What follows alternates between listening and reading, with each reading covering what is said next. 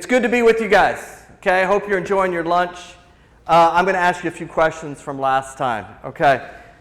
And actually, somebody got this. We did a questionnaire, and I think 3 people got this wrong, so I must not have done a good job of educating. But what is the primary way that we make electricity? What's the primary resource that we consume that helps us make electricity?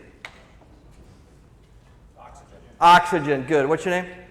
Daniel's all over it, oxygen. And hopefully you've been thinking a little bit about how you're taking in oxygen. We're going to look at 21 of you guys, 21 of you let us look at your oxygen levels and how you're taking in oxygen. And we're going to look at that in a second. We're not going to share any names, but I'll tell you that out of the 21, we had 3 that were breathing correctly. That's really encouraging. But hopefully we're going to change that today because I'm going to teach you a few things how to change your breath. But we had 18 people of the 21 that were not breathing correctly, and that's very representative of what's going on in our culture, where we don't realize how important us taking in oxygen, but getting carbon dioxide out impacts our entire body. Okay. This one's like double bonus points. Does anybody know what the software system is that we use to interpret the environment to figure out what's going on? It's 3 words. It's called something nervous system. The first word, can anybody give me the first word that begins with an A? What's that? Autonomic, right there. Good job. Your autonomic nervous system. If you can learn to control your autonomic nervous system, you control almost every aspect of your life. How you perform, your health, your overall wellness. The best version of you comes from a balanced autonomic nervous system. And speaking of balance, does anybody remember, you don't even have to be at the lecture, you can probably know what this is. When we're on this guy right here, okay? Come on, Lion, you can get through there. Okay. When we're on this thing right here, what is this point called? It's a physics point. That's called our fulcrum. And our autonomic nervous system, depending on how resilient we are, how we're breathing, how our heart's working, depends on how much it tilts or how it varies. So if my autonomic nervous system and my breathing and my heart is out of balance, then any little thing causes me to tilt, get really fatigued. This is the slow stuff, you guys remember? Or any little thing makes me go into the stress response. Speaking of this table here, since you guys are like right up here in the spit zone, okay? Do anybody at this table remember what this response is called? Begins with a P. Do we have another table that knows what the P, it's a long word, parasympathetic, good job. So when I tilt too much, I'm too fatigued, too tired, I get depressed, I'm out of energy, adrenal fatigue, I'm tilting too much into the parasympathetic. So if this is parasympathetic, how about this table here? Anybody know what this is called over here? This is parasympathetic, this is called sympathetic. You might know that as fight, flight, fright. Anybody ever get into that state? Where you're just like, oh my gosh, what if this happens? What if this happens? What if this happens? I actually, to be honest, I had one of those at about 5:30 this morning. And I was thinking about this one client, and I'm like, ooh, what if that happens? What if that happens? What if that happens? And I immediately was up, and I said, I guess I'm starting my day, right? Maybe nobody ever had that happen. You know, Doc's having his honest moment, and everybody's like, what's wrong with this guy? Okay? But what was I doing? Was I in parasympathetic? Yes or no? Was I in parasympathetic? No. Was I balanced? No. I was sympathetic. Cardiovascular disease, type 2 diabetes, obesity, allergies, everything that happens to us physiologically is either sympathetic or parasympathetic. Now, we can't control, I would love to take all the stressors out of your life, okay? I can't change that, okay? I can't change your 401k. I can't change your relationships. I can't change the car accident. I can't change all of that. But what we can learn to change is the size of the fulcrum, which is our autonomic nervous system, and we're going to learn how to do that today, okay? So when I change the width of the fulcrum, what happens to tilt? We saw this last time. If I can make it wider, if I can do my breathing better, if I can do my sleep better, if my hormones can be better, we're going to learn about all this stuff. If my focus can be better, if my processing speed can be better, all of a sudden the fulcrum changes, right? Now, that little thing that happens to me, the person cutting me off on the way here, do I tilt? No. It's a pain, right? Or that death, or that loss, or that change that I experience is difficult, but I have a more resilient autonomic nervous system. Okay, I'm probably not supposed to be stepping on that chair all the time. I'm sorry, I will clean it, okay, but it works really well. Okay, so, but let's see. Friday, I was at the 49ers, San Francisco 49ers. They're a football team. You've ever heard of them, okay? And I was sitting down with Brock Purdy, right? And I meet with Brock the day before all their games. They had a preseason game. He didn't play, and we were talking. I was talking with the quarterbacks, but first him, and he's like, Doc, the more I lean into this breathing, and the more I figure out how to get my heart in coherence, which you're going to learn about today, he's like, my feet are not as restless. They're not all over the place. Anybody who knows football and quarterbacks, can you explain to me why is he so concerned about his feet? He's not concerned about how they smell, okay? He's concerned about them not being restless or fidgety. Why is that important? Any football fan out there for a quarterback? Come on, you guys got that. Why does he want his feet to be calm or steady? Anybody know? Maybe I don't have any football fans. Because when you're in the pocket, you only have a millisecond to make that decision. And if you start to get restless too fast and don't rely on the pocket to stay and your guys to stay there, you're going to miss that half second that you actually throw the dime that changes everything. Because your feet got restless. You ever feel like that? Like your feet were just too restless? I'm using that as a metaphor, right? And you missed the opportunity because you were just all over the place. Your sympathetic was activated. So we're going to learn about that today. So let's start here, okay? There we go.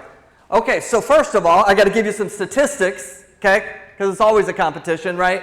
The pit crew coming in at 0% attendance last time.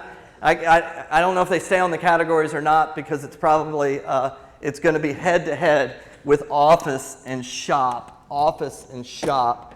So office coming in with 15% and shop right behind with 12%. The question is, who is going to win? I don't know, but good job on attendance, everybody.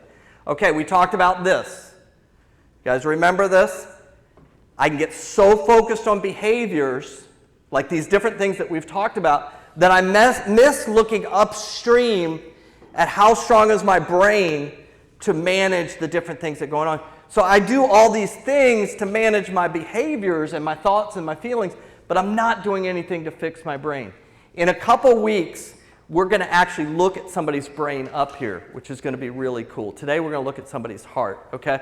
But we always want to be looking upstream in the brain. You're only as efficient, as optimal as your brain is. You can practice all you want, but the brain has to be rolling along there. Okay, we talked about sympathetic, fast, slow. And then this is why we're going to talk about the heart today, okay? So this is a study of 14,000 people over 6 to 9 weeks of just working on their breathing and getting their heart in what's called coherence, okay? I've done this with 5-year-olds. I've done this with 93-year-olds. But this is just 6 to 9 weeks. You're not looking here at Prozac or some medicine or 6 supplements that you buy. This is learning to control your breathing so that your heart becomes more resilient because it's getting the oxygen correctly. And in 30 minutes, you're going to know so much about this, more than your doctor probably knows about this. That by improving your breathing, which then affects your heart coherence is the width of the platform. Okay, so if I took the average of this room right now, based on what I know with breathing and different things like that, your coherence in this room is going to be about 30%. What do we need? We need 90%. And in 4 to 5 weeks, we can learn that. If you went to the 49ers and looked on the whiteboard, you would see 95, 92, Kyle Shanahan, 93, Christian McCaffrey up in the 90s. All these people, you'd see their 90 number. You're like, what is that 90 number? Do you know what the 90 number is? It's coherence. Because if they know if they can get their heart through their breathing to be wide, you can do anything, and it'll keep them stable. When I'm working with special forces people, they can't control the chaos, but they can control this so they can keep a wide fulcrum. So even the bullet coming over the head, that's a pretty good lion, a bullet coming over your head, right? It doesn't tilt them and mess up their shot on the sniper rifle, okay? It's building coherence, and we're going to learn about that. You may not have any of these things on here, but I sure would like to have some of them better, like my focus, my sleep, my calmness, less anxiety, fatigue, and depression. So I took this a little bit further. I did a study for a large insurance company that said, how could we help our people besides just giving them medicine and sending them to therapy? So we looked at 10 weeks of breathing and heart coherence, what we're going to talk about today.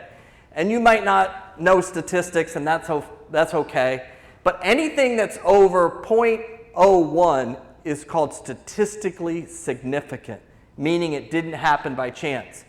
Depression, internalizing problems, you don't know the brainwave stuff, aggressiveness, oppositional defiant disorder, anxious, depressed. And get this one started to stick out at me.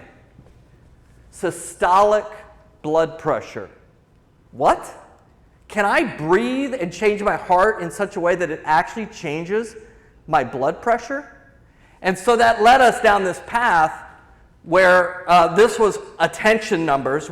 I'll show you the blood pressure in a second. We measured a gold standard of attention across this group. And just by improving their breathing and heart coherence, widening the fulcrum, in every variable of attention, they went from the red to the green. That wasn't a stimulant. That wasn't Adderall. That wasn't Vyvanse. That was learning to widen the fulcrum. But this one was so interesting to me.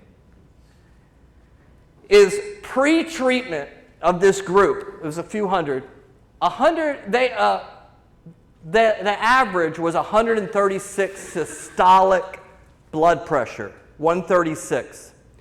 So if you go to your doctor and say, hey, I'm a 136, he'll say, hey, decrease your salt. Anybody ever have anybody say that? Decrease your salt for your blood pressure.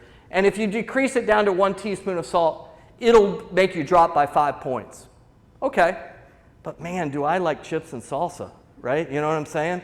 Do I like popcorn with a little bit of butter and some salt on it?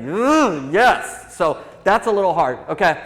30 minutes of daily exercise will give you 7 points off of your systolic blood pressure. That's pretty good. This is what you typically hear, right, in your doctor's office. Then if you do a single dose of a medicine, okay, one dose of a medicine, you're taking just one medicine, low dose, it'll maybe drop it by 10 points, okay? If you do this very restrictive DASH diet, 125 is what you'll get to. If you do a 22-pound weight loss, now that sounds miserable, that journey, okay? 22-pound weight loss, I'll go from 136 to 123. Yes. Pre-hypertension's 120. You do 10 weeks of the breathing, the average change is to 116. That's almost a 20-point difference. And what struck me about this is if you're at 136, you have a 55% risk of cardiovascular disease. That's concerning. But I can take the same group of people, if this whole group averaged 136, And over 6 weeks, 6 to 9 weeks, we can get you to a 115, and we haven't introduced any medicine, changed your diet, done anything. We've just worked on how you're taking in oxygen. Do you guys think that oxygen is important? If it can do that? Are you kidding me? And it's free. Right? I don't have to call Walmart and stop by and get my prescription. Right? Like, I can learn to do this. Isn't that cool? You are fearfully and wonderfully made if you just leverage it correctly. Okay, so let's talk through a few of these things. Oh, I got a couple other things. So I kind of went on this tangent in like 2017. I'm like, how powerful is this stuff? So I took a group of anxiety and depressed people. So they had to be clinically anxious and depressed. We took 183 of them, and all we did was work on their breathing, heart rate, and some brain work over about 12 weeks, and they went from clinical to 82% of them. 82% went out of the clinical depression and anxiety category, medicine, therapy, all of that, to normal. What? How powerful is your breathing and your heart? It's very powerful. We did the same thing with ADHD, and in adults we hit 83%, and in kids we hit 70%. You're putting chemicals in that are changing the brain, maybe forever, but you're not stopping and saying, what can I do to strengthen myself? What can I do to work out, right? Work out my body through my breathing and heart rate. So let's go ahead and we're going to do just a quick example of how this heart works, and then we're going to look at somebody. You guys tracking with me? This is, maybe you don't think it's fun stuff. I like this stuff. It's kind of cool, right? You know, anytime I get to talk about myself, which is my body, what we're talking about, it's kind of cool, right? So we're talking about you. I'm talking about you today, right? So has anybody ever seen an EKG? It looks like this. Can you guys see that? Ever see that right there? Anybody ever seen an EKG? You got to see an EKG, right? Don't you watch like House or something like that, right? So you see an EKG, and you see these little spikes. This is worth a $10 Starbucks card or Dunkin' if you can tell me what that spike is called. Does anybody? ST segment. No? That's close. It's very close. It's called the R. It's called the R. Okay, so whenever you have this, that's an R. And you have that, that's an R, and you have that, that's an R, and that's an R, okay? This is getting deep, isn't it? Okay, that's an R, you have those spikes. So everybody take your fingers, put them right here on your throat, push them nice hard, and do you feel a little beat? Just be quiet, do you feel that beat? Just push it against there. If you don't feel the beat, please head out there and we'll have the ambulance waiting for you. Or you can use your pulse on your hand. Everybody feel the beat. You feel that beat? Every time you feel that, boom. Boom, boom. That's this guy. Boom, boom. And so if we've read that electrically, you feel it? If we read that, we'd see that happening, but you can feel it, right? Is it cool that from the time, even before you were born, that started? And that goes forever without you even thinking about it? I mean, that's kind of cool. Even on your worst day, you're the most amazing thing that exists in the universe. It's crazy how that's just doing that all the time. So this beat, I got all amazed about the heart. Okay, so this beat, in between this beat is a time span. A time span. Track with me here, okay? Time span. Does anybody know in the performance world what they call that time span and how it moves? They call it 3 things, or 3 letters. HRV, heart rate variability. Heart rate variability. And heart rate variability is a big predictor of your health, heart rate variability. So let's see if we can track with me here. Between each of these, there's a time frame. And if I took somebody who had a pulse of 60, so somebody has a pulse of 60, and every second that would beat, how many of those would we have if they had a pulse of 60? We'd have 60 of those. So every second they're beating. You get, this is going someplace. Okay, this is very important. Okay, so do you get that? So now what happens though is some of us don't beat on the second. Some of us beat on like 0.7, 0.9, 1.2, 0.9 variability in between there, okay? Who do you think is the stronger person physiologically, is going to live longer, less disease? Two people, they have a 60 heart rate, but one, it's happening every second, and the other one, it varies, 0.7, 0.8, 1.3, 0.9, but it averages to 1 second. Which one? We'll call the first one Bob. Bob is every second, and Bill, it varies, but it averages out to 1 second.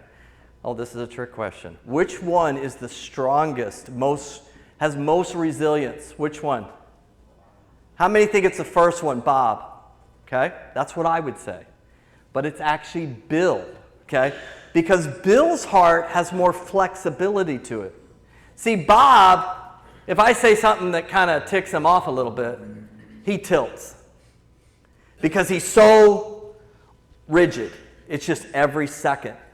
Bill, he has variability, and so he can flex. We want to increase variability in our system. Even though he has a bad rap, probably the best known distance of variability is Lance Armstrong. It was unbelievable how varied his beats would be. Well, where would Lance always... Lance was a famous biker, you know, that won the Tour de France many times, but he also got accused of doping, okay? But the thing where Lance would win is in the mountains. So stress would come on, and because he had greater heart rate variability, he had more flex. Make sense? Okay. So let's look at this. And Jake, can you help me with a volunteer? Let's bring, who was going to volunteer? It was Mike. Come on up here, right here, bud. Thanks. Okay. So I'm going to put a little thing on the computer, and Mike's going to help us out. He's going to put this thing on his finger, and we're going to look at his heart in a second. You can sit in that chair. Okay? Thanks, Mike. You just put that on for him. Okay? Thanks. Okay. So let's look at something here, okay? Give me 1 second.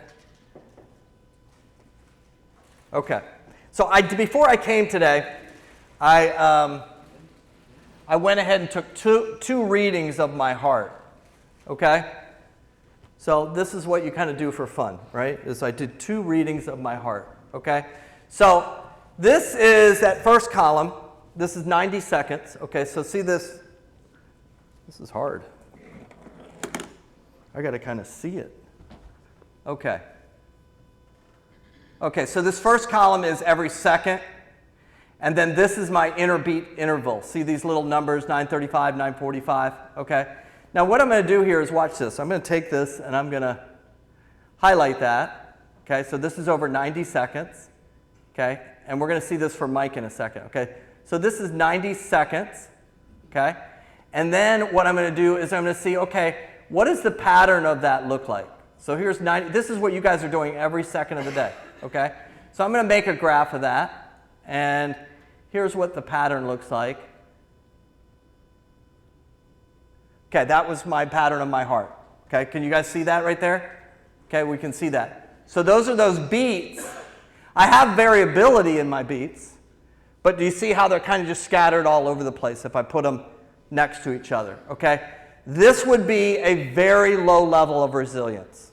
Okay, I have inner beats, but there's no pattern to them. Okay, we're going to see Mike's in a second. Now, 90 seconds later, so that's me. My heart rate runs about 55, okay? But that's all the up and down beats that equal my 55. Does that make sense? Okay, I'm not just 55 all the time. I'm up and down. And guess what the up beats are? Sympathetic. Guess what the down beats are? Parasympathetic. And they work together to even each other out. But in this model, there isn't really any rhyme or reason to them. They're all over the place. Do you guys get that? This is very important to your health. Okay, so now 90 seconds later, I did the same thing, but I changed my breathing, okay? I changed my breathing. We're going to do the same thing with Mike here in a second, okay? So I changed my breathing, I'm sitting in the same chair. I'm going to go 90 seconds. I'm still the same guy. This is what I did right before I came here today. okay?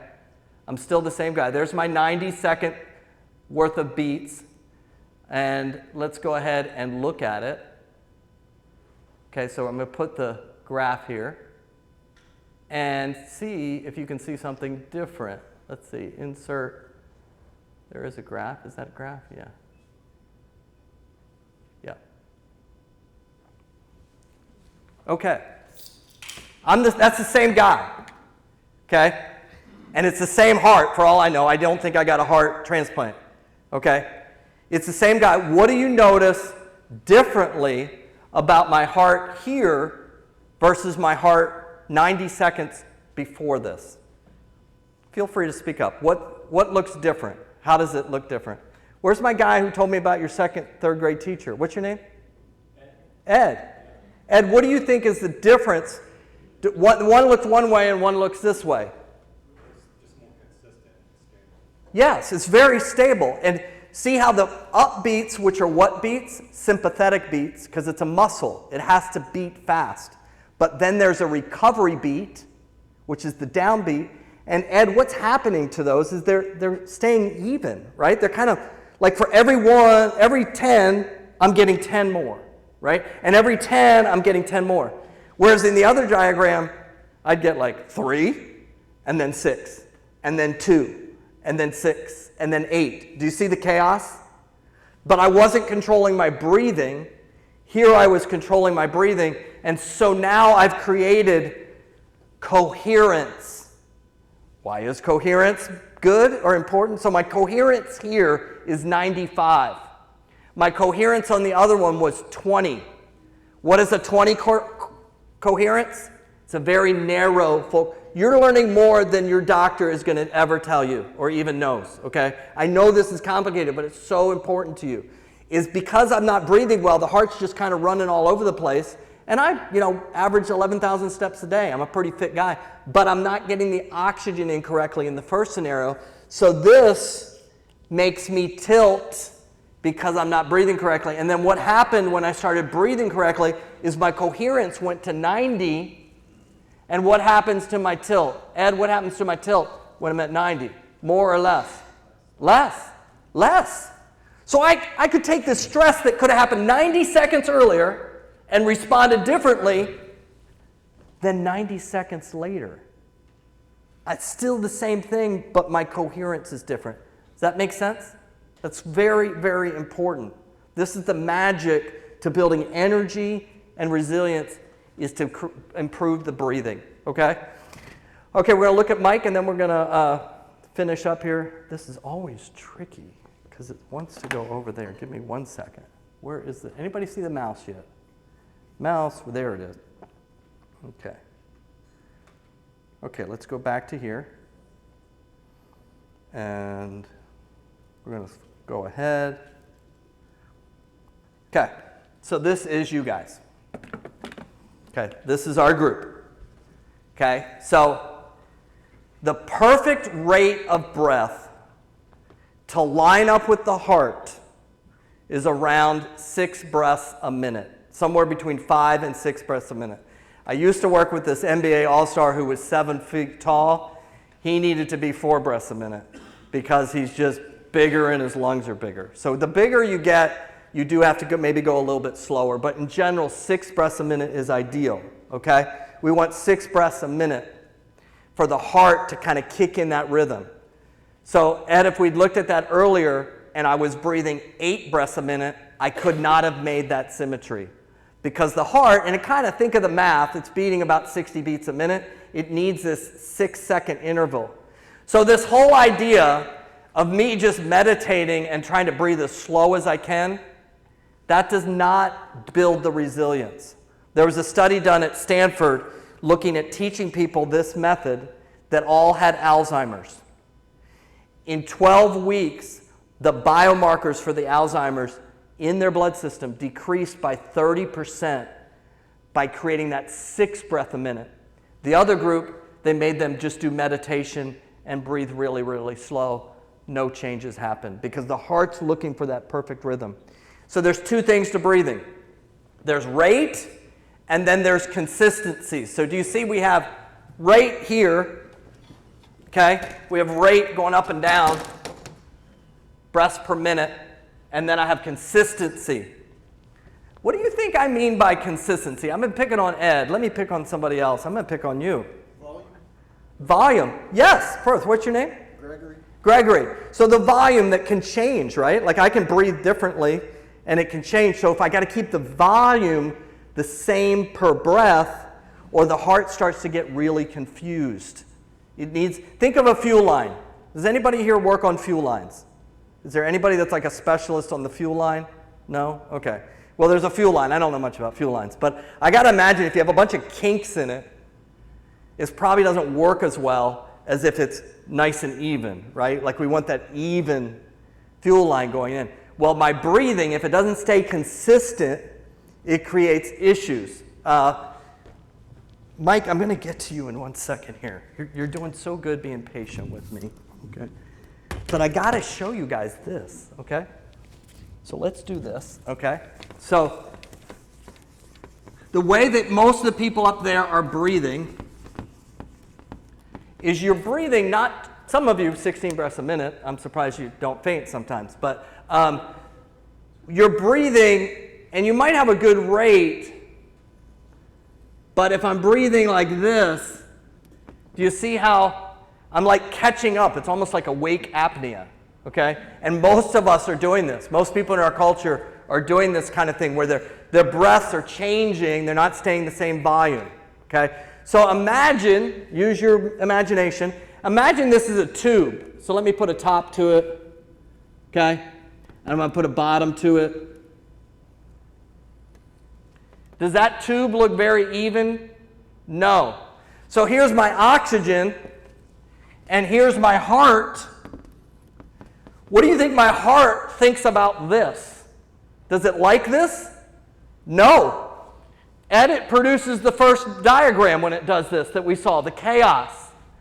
But I'm just sitting there and not breathing correctly, and I'm making chaos on my heart. I already got enough stress to worry about, right? Why do I need to be making stress every breath I'm taking? Does that make sense? So if I can improve that tube, I can change how the heart reacts. So then, is it Gregory? As Gregory said, volume. So think about that. He said consistency probably has to do with volume. So if I can make the volume the same, okay? See the volume's the same now? Does that remind you of something that we saw a little bit a minute ago? What does that remind you? You're shaking your head. What does that shape of my breath remind you of? The shape of my heart. Wow. Could it be that somebody designed it in a way that if you're breathing correctly, your heart beats in this pattern, that it was supposed to do that? That breath was supposed to do that? So then I take the tube, right? Let's do the tube. Oxygen coming in. And how do you think my heart thinks about that one? Yes. And you know what my heart does? It does this for me. Because I built the platform wider, because I changed oxygen. All those things that we saw earlier were about that. So what's happening with our group just randomly? Randomly, we're getting a few people close on rate, but there was only 3 that could keep the volume the same. Now, fair to them, one, I just really appreciate these 21 for helping us, okay? Because most likely their willingness to help, they're probably just have a little bit more independence and willing to step in there. So they're probably even representative of more stronger, okay? But even when they did the rate, some of them, like this guy right out here, his volume was very different. Does that make sense? This one, 16, I don't know about him, okay? Or the one that, well actually, who's the worst one on the chart? They don't have names. But as you look at this chart, tell me which one is the most problematic. What did you say? Oh, this person. This person's using their chest. That's all they're doing. Okay, they're not using their belly to breathe. Okay. Does anybody see somebody else who's always also a problem? Top right, yes, top right. Okay. That's just setting you up for cardiovascular disease, metabolic problems, weight, all kinds of things. Type 2 diabetes. Okay, so before I get Mike going here, sorry Mike, I brought you up way too early. Let's all do a little exercise. Okay, so you're doing good though. It's nice to have somebody like right next to me. You know, I feel like comfortable. You know, I don't feel alone up here. Okay, so we got two things. The heart, which is very hard to think. If I told you today, hey, you control, you can control the rhythm of the beating of your heart, you would have said, that guy's quack, right? But what did we just saw happen up on the board? We saw we can control the rhythm of the heart, which when I can do that, it widens my fulcrum. And the way I do that is with my lungs. Are we 12:15? 12:13. No, what time are we finished? 12:30. All of a sudden I got really nervous. I'm like, I'm supposed to be done in 30 seconds. Somebody was saying, man, I wish he was done in 30 seconds. But hang in there. We're good to 12:30. Okay. So that's my heart. I couldn't bring lungs with me because they just kind of look ugly in like a model. So I brought a working model, which this is a working model of the lungs. Did I show this to you last time? I don't think so. I love this thing. I got this on Amazon like 3 months ago. It's changed the way that I talk about this. This is so cool. Okay. So inside are these balloons. This guy right here, what do you think he's representing? This little thing right here that's inside of you. Golly, I need to start tightening up some of the science here. You guys are getting this stuff too well. Okay, so diaphragm is here. You know the diaphragm is one of your largest muscles? It has more mitochondria than I think any muscle in the body, okay? It's full of power and energy. What happens when your diaphragm goes? Big problem. I do a ton of work with people with ALS. And the issue for them, because of the muscle problems, the neurodegenerative muscle, isn't the fact that they can't move their hand, it's they can't move their diaphragm. And that affects the lungs. Okay, so when the diaphragm goes down, what happened to the lungs? They inflated, okay? When the diaphragm goes up, they completely went out. That's a physics, okay? How do most of us breathe? Our chest, compression. We're doing this. We're compressing and we're not engaging. Our diaphragm's just sitting there. It's like this useless tool that we're not using because we're breathing like this. We're not breathing in a way to make the diaphragm go down, open up, and then to make it go up. And because of that, we can't get in the right rate and we can't get the right volume. So this is what I want us to work on. We're going to move our diaphragm, okay? We should put signs around the building. Move your diaphragm. Move, come on, let's move the diaphragm. Okay, so diaphragm, okay, I'm just off in left field. Okay, so diaphragm, the way I move it, which you have this built-in mechanism, is that when I push my stomach out, it makes this go down. Okay, so watch this. So if all I have to do is go like this is very attractive, out, and I know my diaphragm dropped, and I know it created a negative pressure, which that pressure is way more than this against the rib cage that fills my lungs up completely. Okay? Now get this about the lungs. Poor Mike, he's up here for this whole thing. Okay, so get this about the lungs. Inside your lungs, you have these little hair-like structures. They're called alveoli, okay? Every lung, do you think we have more than 100,000 alveoli? Yeah. Do you think we have more than 1 million alveoli? How about over 300 million of these hairs per lung? You have 600 million like catcher's mitts. And they're trying to catch the oxygen. 600 million in your lungs. That's nuts, okay? Those 600 million, if you took them, they would be the size of the space from that window to this wall and about half this room. The surface area of the 600 million alveoli would be half of this room.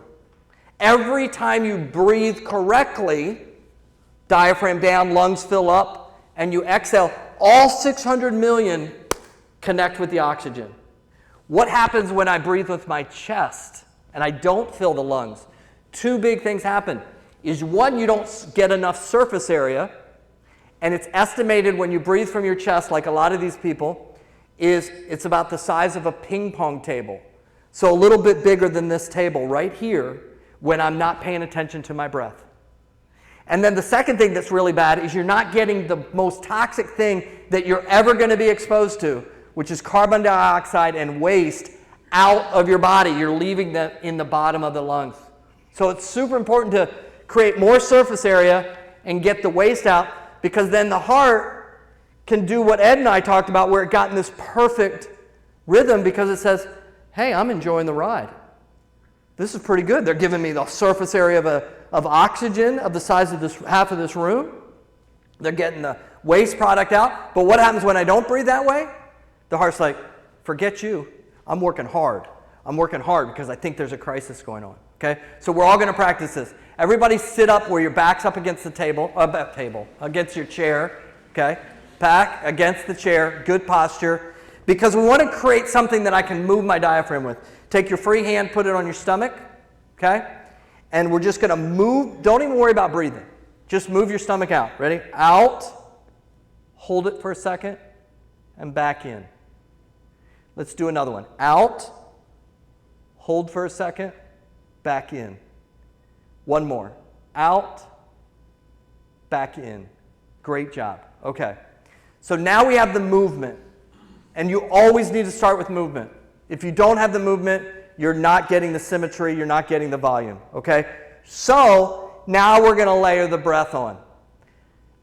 Biomechanics, movement. As I go out, we're going to do 3 of these. I'm going to inhale. Some of you are going to like, this feels backwards. It's because you've been breathing backwards your whole life. Okay? And that probably affects your heart. So we're going to inhale as the stomach goes out. Fill up like a balloon. Ready? Hold it. Again, that's very attractive. And then exhale. Back into the spine. 2 more of those. Ready? Inhale. Exhale. Let's do 1 more. Ready? Inhale, stomach out. Exhale. Think about my diagram. Up, down.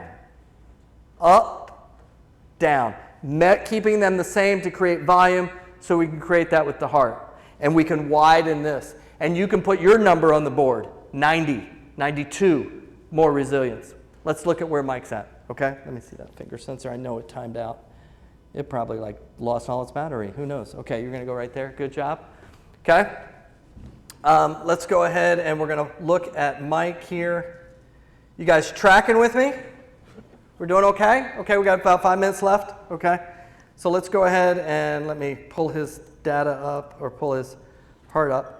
At the end, if I could get some volunteers again, because we're going to get all the volunteers, and this time we'll actually have your name associated. People won't see that, but I'll send you a report based on your name that you can see what your coherence is. So at the end, if I could get around 20 volunteers, we're going to do 3.5 minutes, and we're going to measure your coherence, the rhythm, of the heart, okay? So that we can look at that next time. But now you kind of cheated because I told you how to breathe, so you're probably going to kick it up. You're going to be better than the normal group, okay? But if you could stay after just for first group 3.5 minutes, and then after 3.5 minutes we'll do another group, okay? So we'll do 2 of those, okay? The other thing that I need while I'm logging in is next time, I know this one has no interest to any of you guys, but we're going to talk about sleep, okay? We're going to talk about sleep. Probably the most important thing you do in your day is sleep. And that's where everything kind of changes in your sleep. So we're going to talk about sleep, but I need 2 volunteers. One, to take home a sleep study. It's an in-home sleep study where I'm going to measure your brain all night long while you're sleeping. It's very non-invasive. I use it with 5- and 6-year-olds. It's not a problem. We're going to do 2 nights of a sleep study. So about $500 worth of sleep study, okay?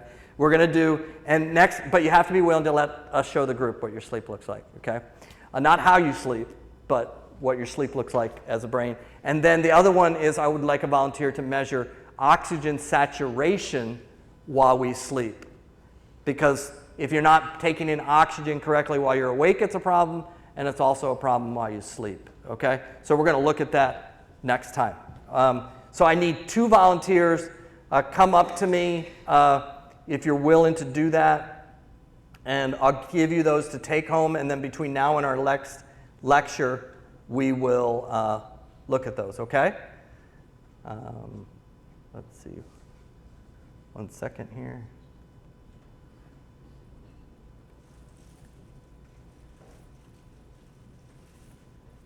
Almost done. Give me a second. Let's see what's going on here.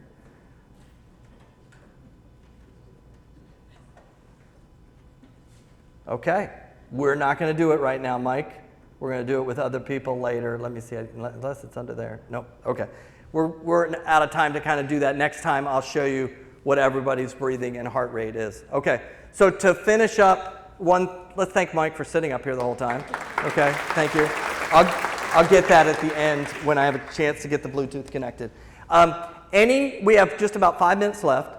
Any questions? Because last time I didn't do questions. Any questions that you have about heart coherence and breathing?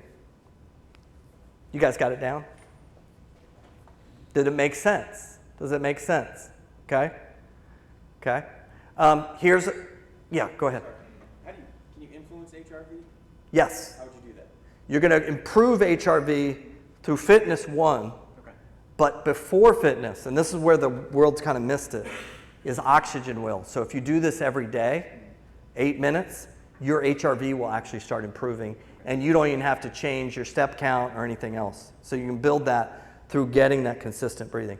And if there's a couple people in here that are actually working with me directly on a breathing heart rate program, just working on optimizing who they are through doing some training. And that's available to any of you in here. We're doing half what the normal price is, so you get all the equipment, work on your breathing, heart rate, and brain. If you're ever interested in that, just send me a text. Or if you have somebody that you'd like to get an assessment on, or me to do assessment with you, we still are offering the $250 price on the brain, the heart, the breathing, for you or any family member. As long as you're from JGR, you get that discount. So that card will let you do that. One last thing. Any other question, and then we're going to throw the QR code up. Yes, sir. Question specifically on like oxygen. So like over a period of time, like as you grow from like a child to an adult, if you have any like any physical problems that may compromise your breathing while you're sleeping, can that like develop or hinder like brain function?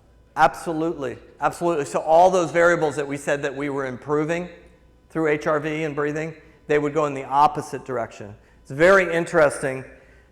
We've always known historically that with depression that there's a high risk for cardiovascular disease. We've known that forever. But it wasn't until about 15 years ago that somebody started asking the question, what about if the heart problem is actually causing the depression? And so some researchers started looking at coherence and started saying, instead of giving the person antidepressants and therapy, which those are good things, let's build their coherence. And what they found is when they got the heart stronger, they actually improved the depression better than an SSRI or anything. So compromised breathing can affect all kinds of things because it sends you into sympathetic. There's a few things that send us in: environmental, mind, and physiological. That's what send us in. So trying to rework that. So next time we're going to talk about breathing at night and how that impacts that. Okay. But yes, things like asthma, environmental things, they can affect our breathing, and we can actually improve those things if we work steadily on improving the breathing.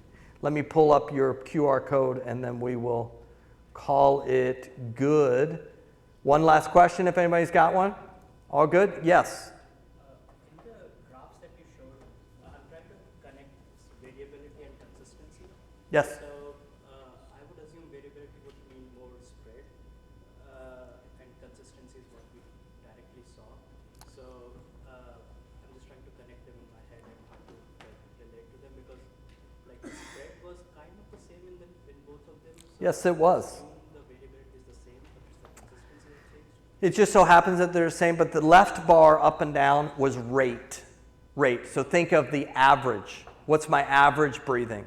So we had 3 people that averaged 6 breaths a minute. The rest, we had somebody averaging 16 breaths a minute.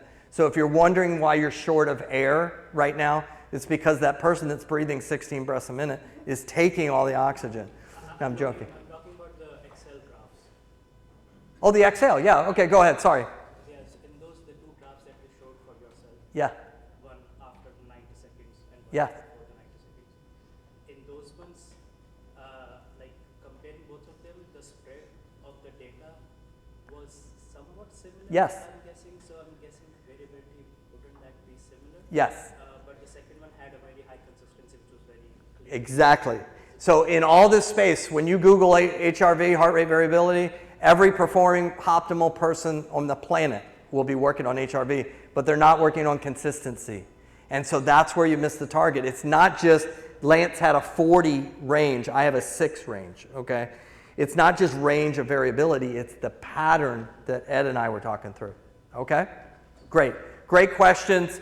All of you have the free book that you take. This group, I need to get your names and numbers. Actually, text me on there, and I'll get you your Dunkin' or Starbucks, whatever you want. You guys, looking forward to sleep. I need my 2 volunteers on the sleep. It was great. Mike, sorry we couldn't get to that. Okay, we'll see you guys. Great job.